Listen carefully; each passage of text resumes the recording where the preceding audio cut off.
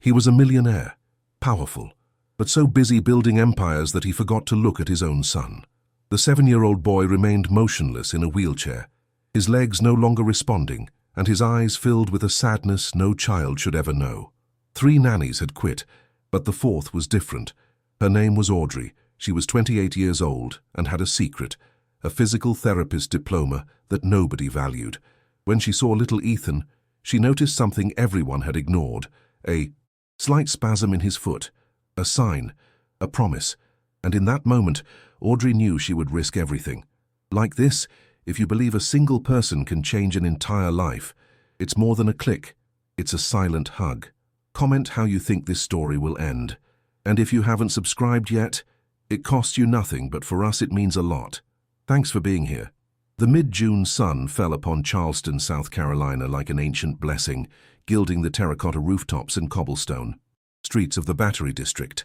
But atop a residential hill, where mansions hid behind white walls and bougainvillea gardens, the heat felt different, drier, more severe. Audrey Clark climbed the marble steps with a small suitcase in her right hand and her physical therapy diploma folded inside her purse. 28 years old, oval face with freckles across the bridge of her nose, brown hair pulled back in a practical braid. She wore beige cotton pants and a white, short-sleeved blouse, discreet, but impeccable. She wasn't elegant or flashy, she was invisible. And in that moment, with 6 months of unemployment marked in her bank account and late rent for the room she occupied in North Charleston, invisible was enough. The wrought-iron gate opened without ceremony. A middle-aged man, in a perfectly tailored dark grey suit, appeared on the threshold. James Sterling, tech industry entrepreneur, as Audrey had read in a brief internet search. Angular face, firm jaw, grey eyes like a storm sky. Not a smile, not a warm greeting. "You're late," he said without looking directly at her. "The bus was delayed, Mr. Sterling." "I'm sorry." He didn't reply. He simply turned on his heel and entered the house. Audrey followed him, feeling the coolness of the air conditioning hit her damp skin. The foyer was spacious, with white marble floors and a curved staircase leading up to the 2nd floor. Everything was impeccably tidy, too tidy, like a museum, like a place where no one truly lived, only existed. James led her down a side hallway to a room full of natural light. Huge windows overlooked an inner garden with orange and lemon trees. But what captured Audrey's attention wasn't the beauty of the space, but the boy sitting in a wheelchair next to the window. He was 7 years old, maybe 8. Dark, curly hair, pale skin as if the sun hadn't touched him in months. He wore navy blue sweatpants and a white t-shirt with a dinosaur printed on it. His hands rested inertly on the chair's armrests, but his eyes were a deep brown, filled with a sadness no child should ever know. "This is Ethan," James said in a flat voice, like someone introducing an object rather than a person. "Your only responsibility is to keep him safe and calm, nothing more." Audrey approached slowly, kneeling down until she was at the boy's height. "Hello, Ethan. My name is Audrey." The boy didn't answer. He just looked at her, and in those eyes was something she recognized: resignation. The same she had seen in patients who stopped fighting, in bodies that gave up too soon. "The doctors were very clear," James continued with surgical coldness. "The accident damaged his spinal cord irreversibly. Ethan will not walk again. Period. I don't want you filling his head with absurd hopes or miracle therapies that only prolong the suffering. Understood?" Audrey looked at him directly for the first time. There was something broken in this man, something deeper than professional coldness. It was pain disguised as control. "Understood, Mr. Sterling." He nodded briefly and left the room without saying more. The silence that remained was so dense that Audrey could hear the distant buzz of a bee in the garden. She sat on the floor opposite Ethan, cross-legged, and simply observed him, not with pity, with attention. And then she saw it, an almost imperceptible movement in the boy's left foot, a small spasm, like the involuntary blink of a muscle that refuses to die. It lasted only a second, but it was enough. Audrey felt a tingling at the base of her spine, that instinct every physical therapist develops after years of studying the human body, the certainty that something isn't lost, just dormant. She didn't say anything. She just smiled softly. "I think you and I are going to be good friends, Ethan." For the first time in a long time, the boy blinked. It wasn't a response, but it wasn't nothing either. The first few days in the Sterling mansion passed like a silent, predictable choreography. Audrey woke up at 7 in the morning in the staff quarters on the 3rd floor, a small but clean room, with a single bed, a wooden wardrobe, and a window overlooking the backyard. From there she could hear the birds singing at dawn, but inside, in the white marble hallways, there was only echo. She prepared breakfast for Ethan, toast with olive oil, a glass of warm milk, an orange peeled into segments. He ate in silence, looking out the window without really seeing anything. James came down promptly at 8:30, drank a black coffee standing next to the kitchen counter, checked his cell phone, and disappeared toward his office without speaking a word. Audrey didn't force conversation. She knew how to recognize when someone had built walls so high that any attempt at approach would be interpreted as intrusion. But she observed. She observed how James looked at his son only out of the corner of his eye, as if contemplating him directly caused physical pain. She observed how the man reviewed old medical reports every night in his office, yellowed pages he had read hundreds of times, looking for a different verdict.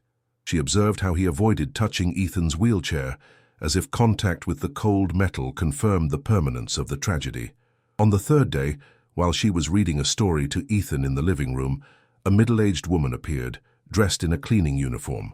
It was Martha, the housekeeper who came 3 times a week. Her face was weathered by the sun and her hands rough from a lifetime of work. "So you're the new one," she said in a neutral tone while dusting the frames of the family photos hanging on the wall. "Yes, ma'am. I'm Audrey." Martha looked her up and down, without hostility but without warmth. The other 3 didn't last a month. Audrey looked up from the book. "Why?" "Because Mr. Sterling fired them. He said they weren't doing their job well, but I think he just couldn't stand having anyone near the boy who might remind him of what he lost." "And what did he lose?" Martha put the duster on the table and sighed. "His wife. She died in the same accident that left Ethan in that chair. A head-on collision 2 years ago. She was driving. Ethan was in the back. Mr. Sterling wasn't in the car. Since then he hasn't been the same. He blames himself. He punishes himself. And he punishes the boy with his distance." Audrey felt a knot in her stomach. It wasn't coldness she had seen in James. It was guilt. Guilt that was consuming him alive. That afternoon when she took Ethan to the garden for fresh air, she sat next to him in the shade of an orange tree. The warm wind gently rustled the leaves. The boy looked at the branches without expression. "Ethan," Audrey said softly, "does anything hurt?" He shook his head. "Can you feel your legs?" The boy took a long time to answer. Finally, in a voice so fragile it seemed about to break, he whispered, "Sometimes I feel tingling in my toes. But Dad says it's my imagination." Audrey felt a chill. It wasn't imagination. They were signals the body was speaking. It was just that no one was listening. "It's not imagination, Ethan. It's your body telling you it's still here, that it's still fighting." The boy looked at her with wide, surprised, scared eyes, as if he had been allowed to dream for the first time in a long time. "But Dad says I'll never walk." Audrey smiled tenderly, gently touching his hand. "Your dad is scared. And fear sometimes makes us believe things that aren't true." That night Audrey couldn't sleep. She opened her laptop in the service room and searched for the medical report that James had accidentally left on the dining table. She had discreetly photographed it. She reviewed every line, every technical term, every prognosis written by neurologists, traumatologists, rehabilitation specialists. The diagnosis was clear: incomplete spinal cord injury at the L1 level, moderate spastic paraplegia, unfavorable. Prognosis for complete motor recovery. But there was one word the doctors used frequently: variable. Variable. That meant it wasn't definitive. It meant there was a margin, a possibility, a narrow but open window. Audrey closed the laptop and looked out the window at the dark garden. The night wind moved the tops of the orange trees, and in her chest something ignited. A decision. Dangerous. Risky, but necessary. On Friday night, James entered the dining room with a leather briefcase in one hand and a glass of red wine in the other. Audrey was finishing giving Ethan dinner when he appeared, more tense than usual. His tie was loosened, the top button of his shirt undone. He looked tired, not just physically. It was a tiredness of the soul. "Audrey," he said without preamble, "I'm traveling to Zurich tomorrow. I have important meetings with investors for 2 weeks. She looked up, surprised. 2 full weeks. Yes, Martha will come every day to help with cleaning and meals, but you will. Be in charge of Ethan 24 hours a day. Any problem? Audrey shook her head. None, Mr. Sterling. James observed her with those grey eyes that seemed to pierce through her, searching for some sign of incompetence or doubt. Then he looked at his son, who was slowly eating a vegetable puree without looking up. If you need anything urgent, call my cell, but only if it's urgent. Understood? Understood. He nodded, drank the last sip of wine, and left the dining room without saying goodbye to Ethan. The boy didn't even see him leave. Audrey felt a mixture of relief and determination. 2 weeks, 14 days without supervision, without watchful eyes, without prohibitions. That night, after putting Ethan to bed in his room on the 2nd floor, Audrey went down to the game room in the west wing of the house. It was a spacious area, full of unused toy shelves, a pool table covered with a sheet, and cardboard boxes stacked against the wall. She turned on the light and walked slowly, evaluating every corner of the space, calculating distances, heights, possibilities. She spent the next few hours transforming the room. She stacked embroidered cushions against the wall to create soft supports. She placed a small wooden ladder she found in the garage. She used old curtain rods as improvised parallel bars, securing them between 2 heavy dining chairs. It wasn't professional. It wasn't a clinic, but it was enough. The next morning, when the taxi took James to the airport, Audrey felt the air in the mansion change. The weight dissolved. The silence stopped being oppressive and became expectant. She prepared Ethan's breakfast calmly. Then, in a soft voice, she said, "Today, we're going to do something different. Do you trust me?" The boy looked at her with those big eyes, scared but curious. "What are we going to do?" "We're going to teach your body that it still remembers how to move." The first session was exhausting and painful. Audrey took Ethan in his chair to the improvised room and locked the door. She didn't want Martha to accidentally walk in and be alarmed. "This is going to be difficult, Ethan," she warned him with honesty. "It's going to hurt. You're going to want to give up, but I'm going to be right here with you every second. Okay?" The boy nodded, his hands trembling slightly.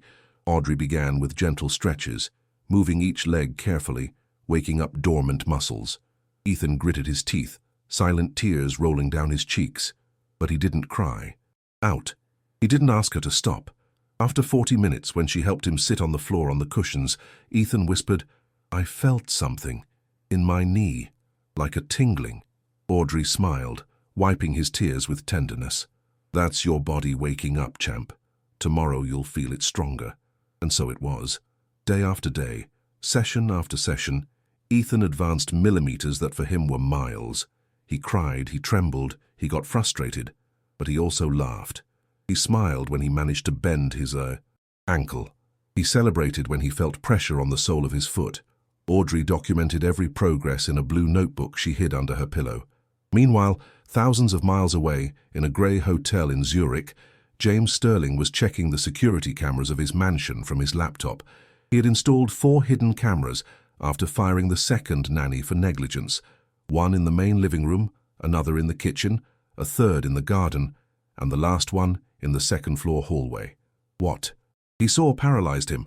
Audrey working with his son, exercises that seemed impossible, movements that no doctor had recommended, and Ethan responding, Ethan fighting. James felt a mixture of fury and terror. What if she hurt him?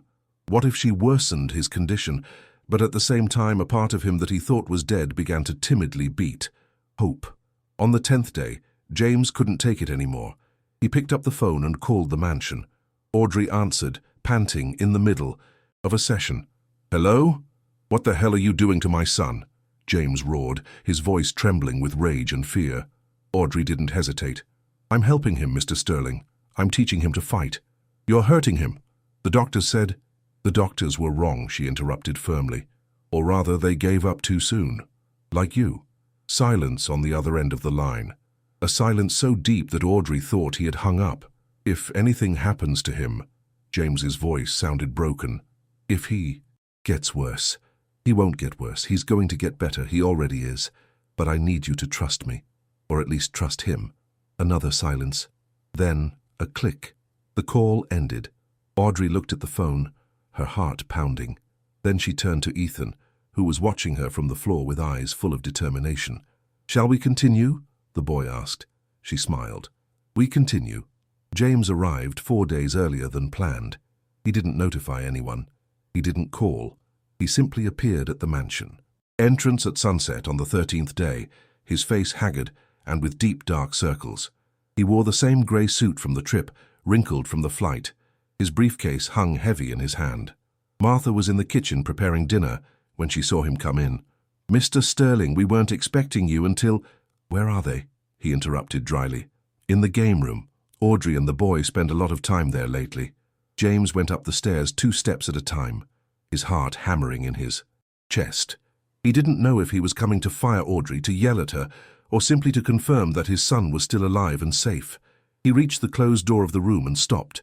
He heard Audrey's soft voice. "Come on, Ethan. 3 more steps. You can do it, I know you can." James opened the door abruptly, and the world stopped. Ethan was standing, supported by the improvised bars Audrey had built, his legs trembling like fragile branches in a storm.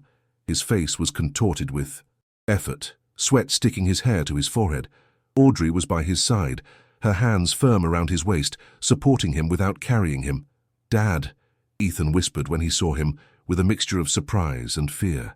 "Dad, look." And then he took a step, just one, tremulous, uncertain, but real. James felt his knees give out. He dropped to the floor, tears streaming uncontrollably, without shame, without defense. He wasn't crying just from seeing his son walk. He was crying for all the months he had discarded hope, for all the nights he had avoided looking him in the eyes because the pain was unbearable, for having been so cowardly. "Forgive me," he whispered in a broken voice. "Forgive me, son." Ethan released one of the bars and stretched out his small hand toward his father. Audrey held him firmly while the boy took 2 more steps, wobbling, until he reached James's arms. Father and son embraced on the floor, crying together, while Audrey discreetly stepped back toward the door, wiping her own tears with the back of her hand. James looked up at her, his eyes red. "I saw everything," he confessed in a husky voice. "The cameras, every session, every exercise. I thought you were crazy. I thought you were going to hurt him." Audrey took a deep breath. "I just saw a boy who deserved a chance and a father who deserved to get his son back." That night, after putting Ethan to bed, James invited Audrey to sit in the study. It was a sober space, with oak shelves full of business books and framed family photographs. In one of them, a woman with dark hair and a luminous smile hugged a small Ethan, the deceased wife, the absence that filled every corner of that house. James poured 2 cups of tea and sat across from Audrey, his hands clasped on the desk. "I need to understand," he said softly. "How did you know it was possible?" Audrey took the cup in her hands, feeling the heat of the liquid. "I'm a physical therapist, Mr. Sterling. I graduated 3 years ago. I haven't been able to practice because there are no jobs in my area, but I studied for 6 years for this. When I saw Ethan's medical report, I noticed something the doctors mentioned but didn't explore. The injury was incomplete. That means the spinal cord was not completely damaged. There were intact neural pathways, they just needed to be stimulated." James looked at her intently. "The doctors said there was no hope. The doctors saw a diagnosis. I saw a child," Audrey replied calmly. "And I saw signals, involuntary spasms, residual reflexes." His body was speaking. It was just that no one was listening. A heavy silence fell between them. James drank his tea slowly, processing every word. "Why did you do it?" he finally asked. "You knew I would fire you if I found out. You risked your job." Audrey looked him directly in the eyes. "Because there are things more important than a job, Mr. Sterling. Like giving a child his life back. Like giving a father his son back." James felt a knot in his throat. He lowered his gaze, ashamed. "I've been a coward," he murmured. "Since the accident, I haven't been able to face anything. I hired nannies, so I wouldn't have to take care of Ethan myself. I accepted the diagnosis without questioning it because it was easier than continuing to fight. Every time I looked at him, I saw his mother dying in that car, and I couldn't bear it." Audrey extended her hand and gently touched James's. "The pain doesn't disappear, Mr. Sterling, but it can't. Govern your life forever. Ethan needs you, not as an absent father, as the man you used to be." James nodded slowly. wiping his tears with the back of his hand. "Tomorrow I'm calling the best specialists in the USA. I want them to evaluate Ethan. I want to know exactly what more we can do." Audrey smiled. "That's a good start." 3 days later, the Sterling mansion was filled with doctors. James had summoned a multidisciplinary team, a neurologist from New York, a physiatrist from Boston, and a pediatric orthopedist from Los Angeles. They arrived with instrument cases, laptops, and professional skepticism. Ethan was examined for over 4 hours. Reflexes, mobility, sensitivity, muscle strength.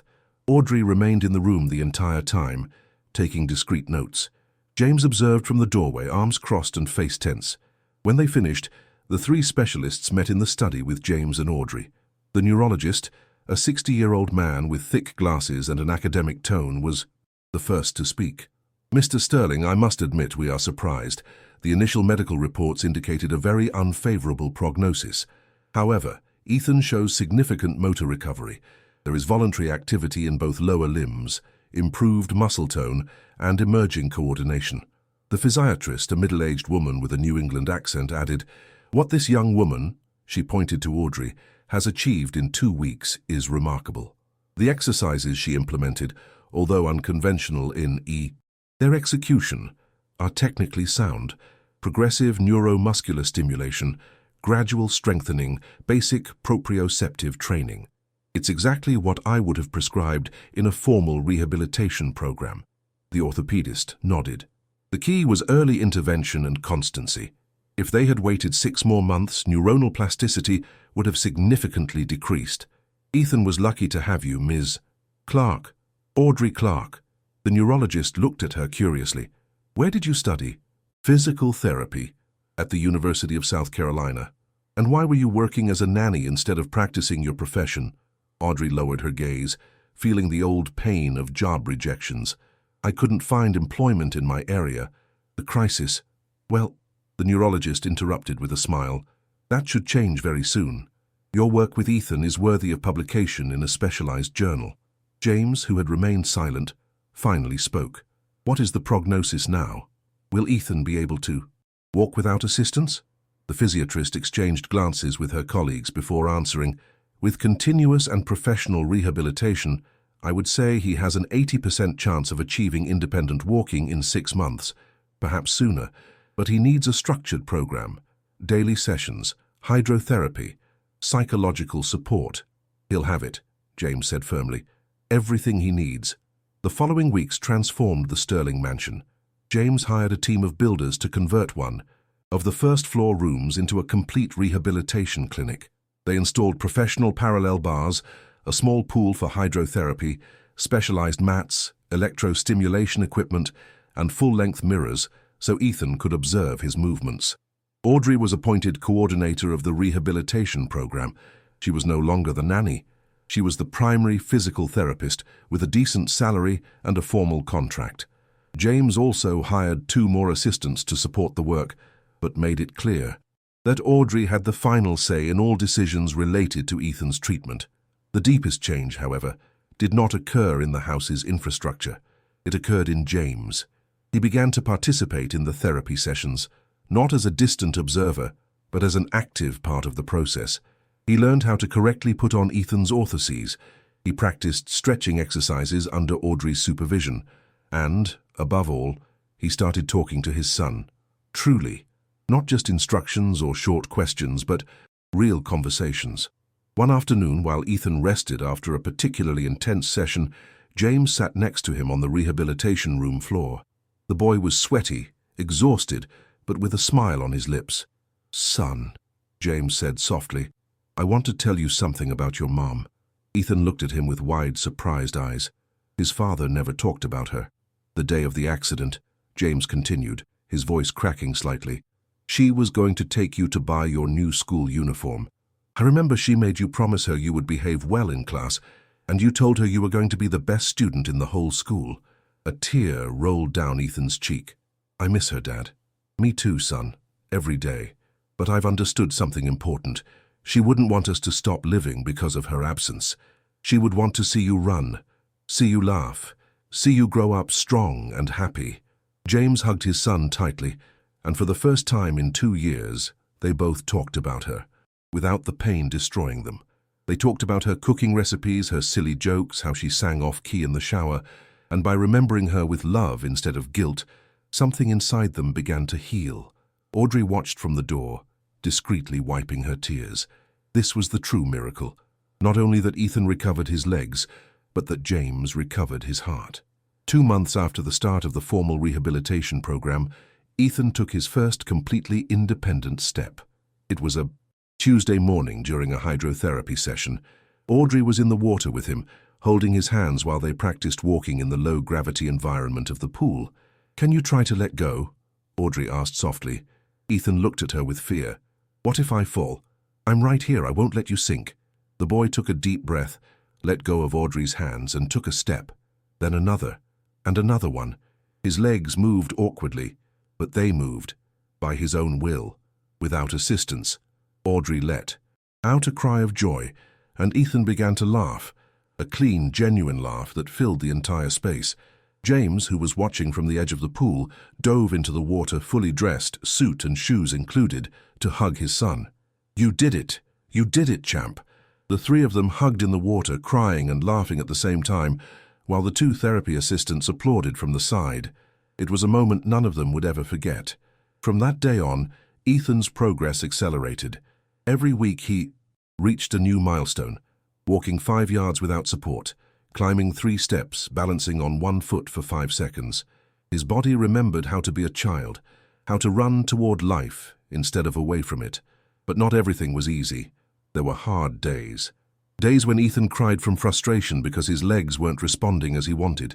Days when the muscle soreness was so intense that he didn't want to get out of bed. Days when doubt crept in like a shadow and whispered, "What if I'm never normal?" On those days, Audrey sat next to him and spoke to him with honesty. "Normal is a word that means nothing, Ethan. What matters is not being like others. What matters is being the best version of yourself. And that version is right here, fighting every day. That's what's extraordinary." James also learned to be present in the dark moments. He no longer fled from his son's pain. He faced it alongside him, holding his hand, reminding him that he wasn't alone.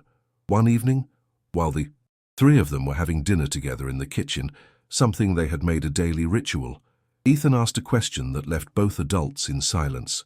"Audrey, why did you help me? You could have stayed quiet and just remained my nanny." Audrey put her fork down on the plate and looked at the boy with tenderness. "Because when I first saw you, sitting in that chair with those sad eyes, I saw something no one else was seeing. I saw hope, and I couldn't ignore it. Not when I had the tools to do something about it." "But you risked your job," Ethan insisted with the simple logic of children. "There are risks worth taking, Ethan, especially when it comes to saving a life. And I don't just mean your ability to walk. I mean giving you back the desire to live. That's what really matters." James, who had remained silent, added with a voice full of emotion, "Audrey saved both of us, son. She gave you back your legs. She gave me back my soul." Ethan's story began to transcend beyond the walls of the Sterling mansion when the neurologist who had evaluated him published an article in an American medical journal about cases of unexpected neurological recovery. Although he did not mention names for confidentiality, he described the case of an 8-year-old boy with a spinal cord injury who had managed to regain independent walking thanks to an early and intensive rehabilitation program implemented by a physical therapist with no prior work experience. The article caught the attention of the local press. A reporter from the Charleston Post and Courier contacted the neurologist looking for more information. With James's express permission, the doctor provided the case details, and a week later, a cover story appeared with a photograph of Ethan walking in the mansion's garden, with Audrey by his side. The headline read, "The Miracle Medicine Missed. A Physical Therapist Returns Hope to a Boy Given Up for Lost." The repercussions were immediate. The mansion's phone wouldn't stop ringing. National media requested interviews. Parents of children with similar disabilities called, desperately asking for help. Universities and rehabilitation centers contacted Audrey offering her job positions. James, initially reluctant to media exposure, finally agreed to give a television interview on a national morning program. He appeared in the studio alongside Audrey and Ethan, who walked from the backstage to his chair with slow but steady steps, prompting an ovation from the audience. The host, a middle-aged man with experience in health topics, greeted them warmly. "Mr. Sterling, you are a successful entrepreneur. You have managed multi-million-dollar companies, but I imagine nothing in your professional career compares to this." James, dressed in a dark blue suit but with a much warmer expression than months ago, nodded. "Material things mean nothing when you lose what truly matters. I lost my wife. I thought I had lost my son too. Not physically, but emotionally. I gave up before fighting. And it was this young woman," he pointed to Audrey, "who taught me that giving up is a choice, not a destiny." The host then turned to Audrey. "You risked your job, your stability, for a child you barely knew. What motivated you?" Audrey, dressed in a simple olive green dress, replied with the same serenity that always characterized her. "I studied for 6 years to help people regain their mobility, their autonomy, their dignity. When I saw Ethan, I saw an opportunity to fulfill the purpose I prepared for. I couldn't waste it just for fear of losing a job. A child's life was worth more than my personal security." The host, visibly moved, turned to Ethan. "And you, champ? What was the most difficult thing about this whole process?" Ethan, with the shyness typical of his age but with unusual maturity in his voice, replied, "The hardest thing was stopping being afraid. Afraid to try. Afraid to fail. Afraid to disappoint my dad. But Audrey taught me that fear only wins if you don't face it. And my dad taught me that he would always be proud of me even if I couldn't walk. That gave me the strength to keep trying." The audience erupted in applause. The host had to discreetly wipe his tears before continuing. That night, the interview video went viral on social media. Thousands of people shared the story with messages of admiration, hope, and gratitude. Audrey received dozens of job offers at rehabilitation clinics across the USA, but there was one particular offer that James presented to her in private, and that would change everything. A week after the television interview, James invited Audrey to his office. It was a September afternoon, with the summer heat finally yielding to the softness of autumn. The sun streamed obliquely through the windows, gilding the spines of the books on the shelves. James was standing next to his desk with a document folder in his hands and an expression Audrey hadn't seen before. Genuine enthusiasm mixed with something resembling hope. "Audrey, I want to show you something," he said, handing her the folder. She opened it curiously. Inside were architectural plans, market studies, detailed budgets, and photographs of an old building in the historic center of Charleston. "What is this?" she asked, flipping through the pages with increasing astonishment. "It's a pediatric rehabilitation clinic, the best in South Carolina, if we manage to do it right. I bought that building 3 days ago. It's 5 minutes from the historical market. It needs complete renovation, but the structure is solid. I've hired the best architects specializing in accessibility. I want it to be a bright, welcoming space where children don't feel like they're in a hospital, but in a place where they recover their life." Audrey looked up, her eyes wide. "James, it's incredible. But why are you showing me?"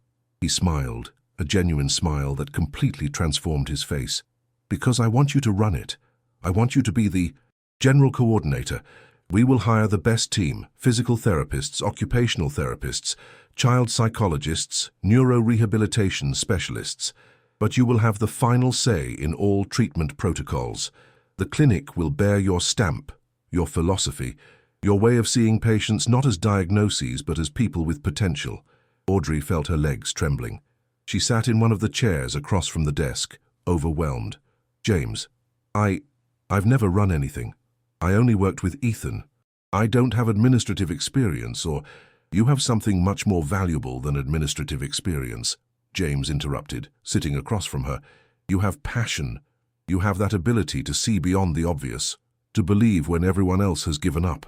That is not taught in any university, and that is exactly what these children need, someone who believes in them." Audrey felt warm tears rolling down her cheeks. "And Ethan.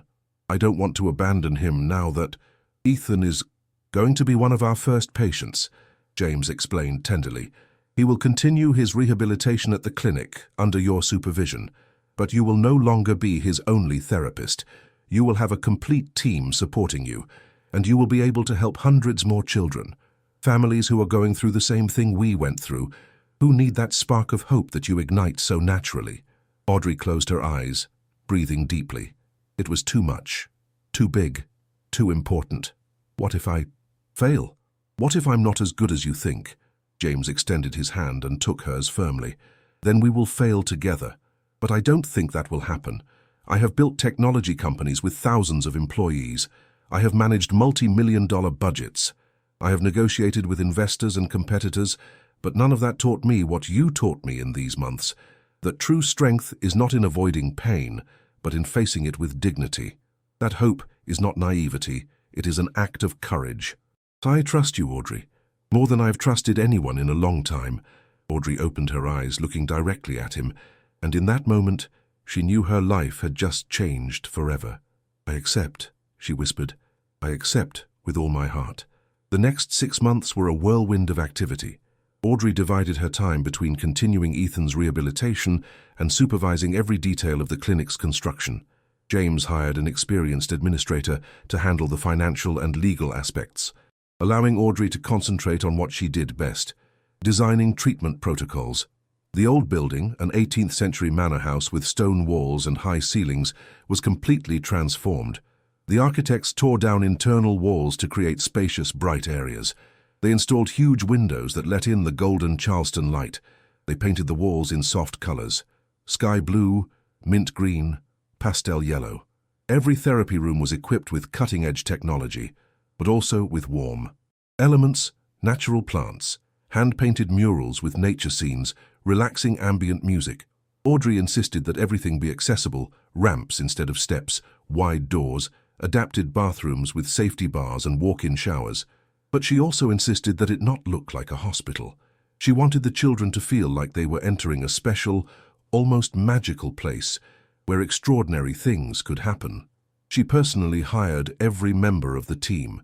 She interviewed over 50 physical therapists, choosing only those who demonstrated not only technical competence, but also genuine empathy. She brought in 2 occupational therapists specializing in pediatrics, a child psychologist with experience in trauma and disability, and a physiatrist who shared her philosophy of integral treatment. Ethan, meanwhile, continued to progress. He could now walk considerable distances without help, although he still wore orthoses on his feet for better stability. He climbed stairs with confidence. He played soccer in the garden, running with slightly clumsy but genuinely cheerful steps. He had returned to school, to a private school, where teachers knew his story and supported him with accommodations when necessary. But the most important thing was his attitude. Ethan had recovered that spark of life that characterizes happy children. He laughed frequently. He made friends. He dreamed of becoming a professional soccer player, even though he knew his legs would never be as strong as other children's, and he was okay with that, because he had learned that a person's worth is not measured by what they can or cannot do, but by the determination with which they face their challenges. James, for his part, had become a completely different man. Not only was he warmer and more present with his son, but he had found a new purpose in life.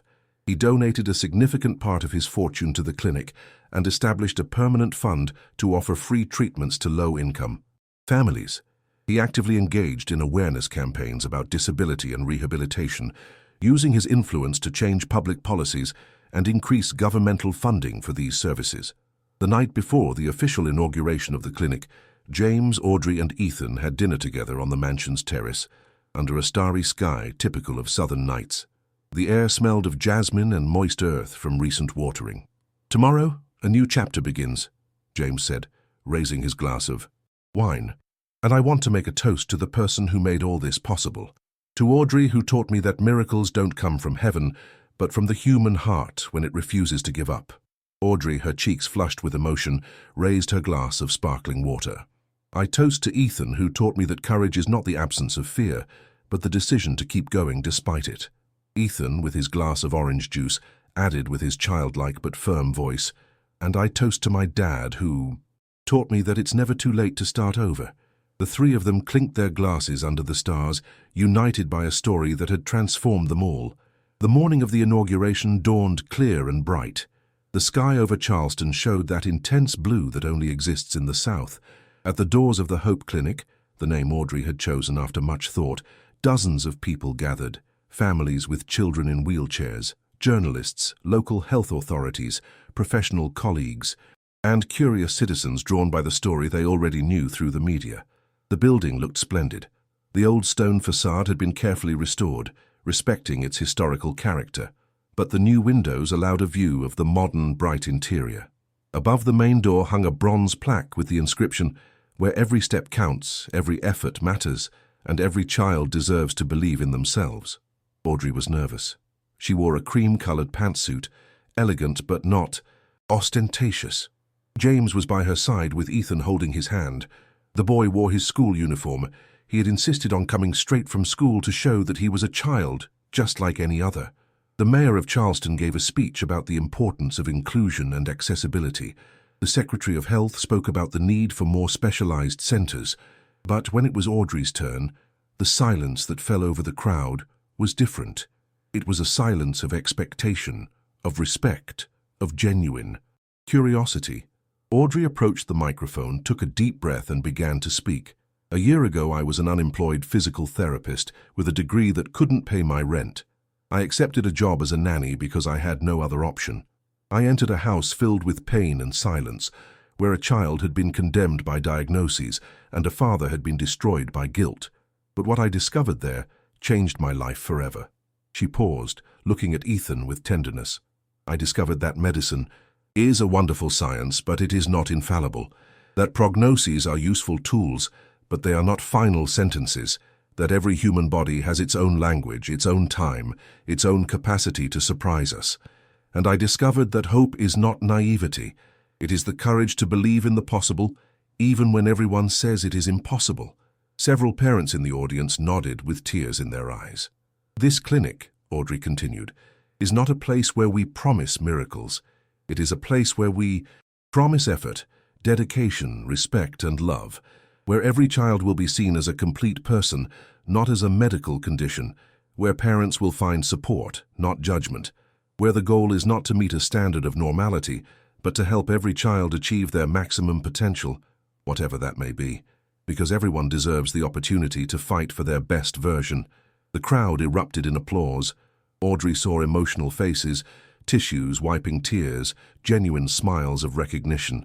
She saw mothers hugging their children in wheelchairs with renewed hope. She saw fathers taking pictures of the building as if they wanted to capture that moment of transformation. James took the microphone next, his voice filled with emotion. "I was a man who had lost everything. My wife, my connection with my son, my faith in humanity. I hired Audrey to care for Ethan while I fled my responsibility as a father, but she did more than care for him. She saved us. Him, by giving him back mobility. Me, by giving me back my heart. This clinic is my way of saying thank you. My way of honoring my wife, who would have wanted other children to have the opportunity her son had. And my way of telling the world that we must never, ever give up on love." He cut the inaugural ribbon alongside Audrey and Ethan. The doors of the Hope Clinic officially opened. The first patients entered, followed by their families. Audrey welcomed them one by one, learning their names, their stories, their dreams. That day, they attended to 15 children. In evaluation consultations, physical therapy sessions, meetings with parents, every case was unique. Every family carried its own burden of fear and hope, but Audrey and her team received them with the same warmth and professionalism that Ethan had experienced months ago. At the end of the day, when the doors closed and the team gathered to evaluate the day, Audrey looked around, at the exhausted but smiling physical therapists, at the psychologists taking notes on the cases, at the physiatrist discussing treatment protocols, at James reviewing the administrative records with the manager, and at Ethan sitting in one of the waiting rooms, reading a comic with his legs hanging from the chair, distractedly moving them back and forth. It had all been worth it. 6 months after the inauguration, the Hope Clinic had attended to over 200 pediatric patients. The success stories began to multiply. Not all children achieved complete recovery. Audrey was always honest about the real limitations of rehabilitation, but all improved. All recovered something: mobility, autonomy, confidence, the joy of living. One particular case deeply touched Audrey. A 5-year-old girl named Sophia, with cerebral palsy, came to the clinic unable to hold her head up or control her movements. Her parents, a humble couple from a nearby town, had exhausted their savings on treatments that didn't work. They were desperate. Audrey designed an intensive program that combined traditional physical therapy with aquatic therapy and sensory stimulation. She personally worked with Sophia 3 times a week for 4 months. It was a slow, frustrating process, full of setbacks. But one day, while they were practicing exercises on the mat, Sophia held her head upright for 10 full seconds, then 20, then a minute. Her mother cried so much that Audrey had to hug her for almost half an hour. The father, a quiet man who worked in construction, could only whisper, "Thank you. Thank you for not giving up on her." Stories like this were constantly repeated. Children with muscular dystrophy who regained strength in their arms. Children with brain injuries who improved their coordination. Children with spina bifida who learned to better manage their adapted wheelchairs. They weren't miracles in the magical sense. They were miracles in the human sense, the result of hard work, unconditional love, and unshakable faith. Audrey also implemented a parent support program. Group sessions where they shared their fears, their frustrations, their small victories. Many parents arrived feeling guilt, shame, loneliness. They left feeling accompanied, validated, strengthened. Audrey taught them the same thing she had learned with Ethan, that loving a child with a disability does not mean resignation, but fighting, and that fighting does not mean denying reality, but working with it to create the best life possible. James, for his part, had become an active philanthropist. He used his business influence to create a network of similar clinics in other cities across the USA, not all directed by Audrey, she couldn't be everywhere, but all following her philosophy. He trained dozens of physical therapists in the integral approach that Audrey had developed. He funded study scholarships for young people who wanted to specialize in pediatric rehabilitation, and most importantly, he completely recovered his relationship with Ethan. Father and son now shared breakfasts full of conversation, afternoons playing soccer in the garden. Although Ethan didn't run as fast as other children, James taught him that speed is not the most important thing, and nights reading together before bed. James never ran away from pain again. He learned to inhabit it, to transform it into something constructive. Part 15. One spring afternoon, almost 2 years after that first meeting in the mansion's living room, Audrey and James were sitting on the clinic's terrace, drinking coffee after an intense day. Ethan was playing in the inner garden with 3 other patient children, laughing carefree. "Did you ever imagine we would end up here?" James asked, pointing to the building full of life. Audrey smiled, looking at the sky that was beginning to be tinged with orange at sunset.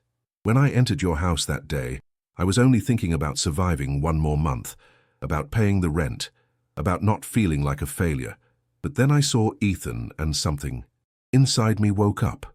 It wasn't a rational decision, it was an impulse, a certainty, as if my body knew something my mind didn't yet understand."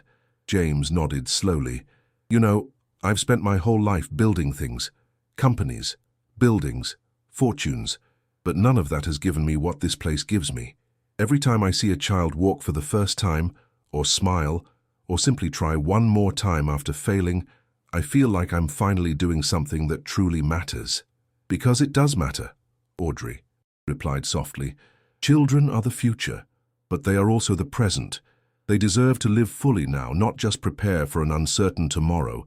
And every child who recovers a bit of autonomy, of joy, of hope, is a victory against resignation, against the fear that paralyzes us." James looked at her with deep admiration. "You taught me that, Audrey. You taught me that true love is not protective or controlling. It is liberating. It is believing in the other, even when they have stopped. Believing in themselves. It is holding on to hope when everyone else has let go." Audrey felt warm tears in her eyes. "And you taught me that it's never too late to change, that the past doesn't define who we are, but what we do with the pain we carry. Ethan has a wonderful father now, that is a miracle too." Both remained silent, contemplating the garden where Ethan ran, imperfect but free, alive, happy. The sun slowly sank on the horizon, painting the sky in pink and golden hues. A gentle breeze rustled the orange tree leaves. The air smelled of hope, Audrey thought about all the children who had passed through that clinic, about all the families who had found there not only medical treatment, but human understanding, about all the small steps that together built entire lives. She thought about her university diploma, which now hung in her clinic office. She thought about the 6 months of unemployment that led her to knock on the door of the Sterling mansion. She thought about how the most painful paths sometimes lead to the most beautiful destinations, and she understood something fundamental, that miracles don't happen by magic. They happen when someone decides to see the invisible, believe the impossible, and love enough to never give up. James interrupted her thoughts. Do you know what the most incredible thing about all this is? What? That it started with something as simple as looking. You looked at Ethan when we had all stopped seeing him. You looked at his possibilities when we only saw his limitations, and that look changed everything.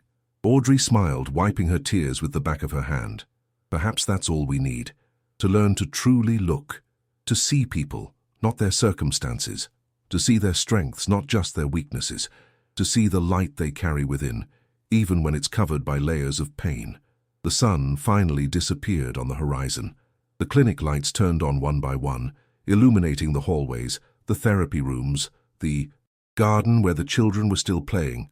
Audrey and James remained seated on the terrace, watching in silence, knowing that they had built something bigger than themselves, something that would last, something that would transform lives, something that demonstrated a universal truth, that the greatest power that exists is not money, nor technology, nor knowledge. It is the human capacity to believe in the other when they can no longer believe in themselves. It is the dignity of not giving up. It is the silent miracle that happens every time someone extends a hand and says, "I believe in you, let's try it together." And as the stars began to appear in the darkening sky, Audrey knew she had found her place in the world. Not as a savior, not as a heroine, simply as someone who had learned to see what others did not see, and who had had the courage to act.